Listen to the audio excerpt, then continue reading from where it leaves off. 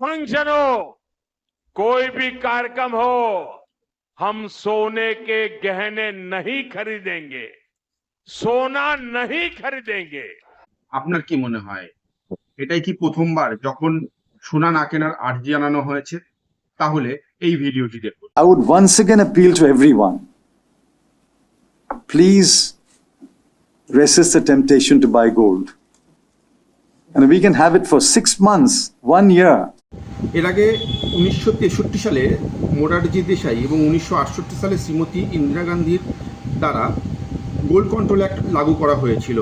শুধু তাই নয়, 1991 সালের ইকোনমিক্যাল ক্রাইসিসের সময়ও ভারতকে গোল্ড রিজার্ভ পর্যন্ত বন্ধক রাখতে হয়েছিল। যখনই কোনো বড় অর্থনৈতিক সংকট বা ভূ রাজনীতিতে উত্তেজনা তৈরি হয়, তখন সরকার প্রায়ই সাধারণ মানুষকে সোনা কেনা সাময়িকভাবে বন্ধ বা সীমিত করার অনুরোধ জানায়।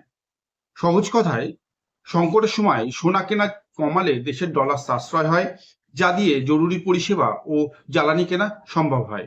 প্রধানমন্ত্রীর আবেদনে সাড়া দিয়ে আপনি আপনার বিনিয়োগ সোনার পরিবর্তে কোথায় করছেন জানাতে ভুলবেন না। নমস্কার।